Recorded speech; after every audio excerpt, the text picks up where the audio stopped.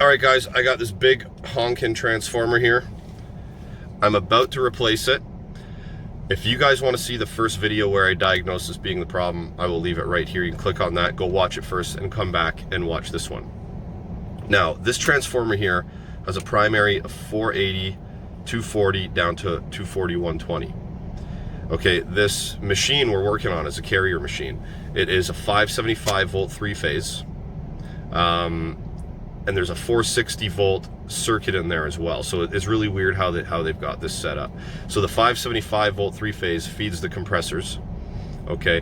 And then there's transformers that creates 460 or 480 in order to feed the condenser fans, the blower fan, and the induced draft motor.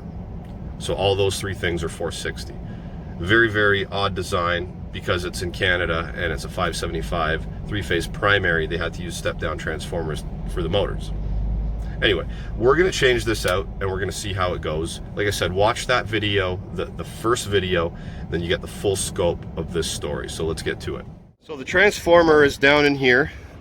So we gotta take the condenser fan off, and luckily there's a cinder block up here because I'm gonna have to jump up and go into here to change the transformer out. Power is off. It's verified that it's off. And just a tip here, guys, when you take panels off of machines, don't lean them up against the unit, because what can happen, it's windy here today and you can hear that probably in the background. The wind can take those panels, and I've seen it before. So I like to lay them flat on the ground and maybe put my tool bag on top of them so they're not going to blow away and end up on the road, because that wouldn't be pretty.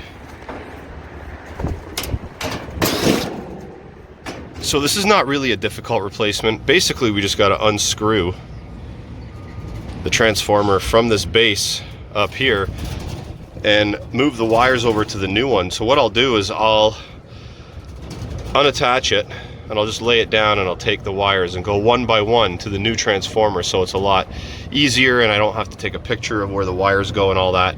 I think this is the best approach to this change out right here.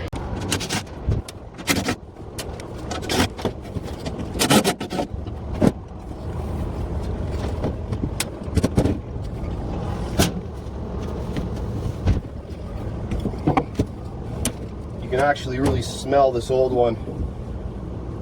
You can smell that there's been a burnout of some sort big time in here.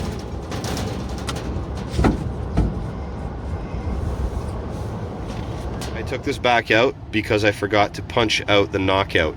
There's a knockout punched out here, so I took it back out just so I could do this much easier.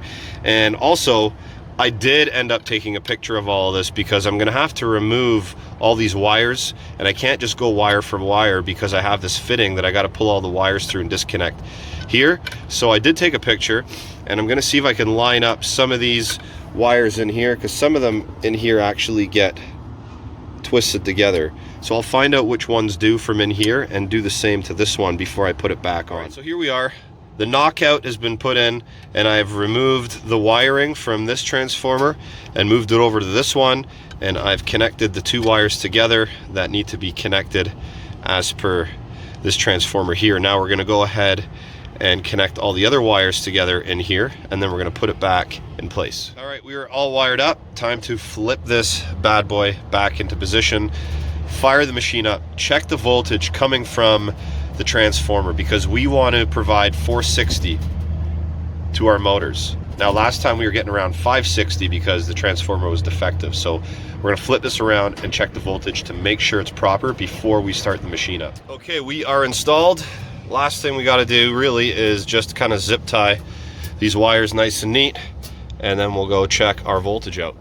So with the R wire pulled, so nothing starts up when we turn the power on, we're going to flip the disconnect and make sure our power is correct going to our motors that receive the 460 volts. All right, so there we go, back to just over 480 volts where it should be.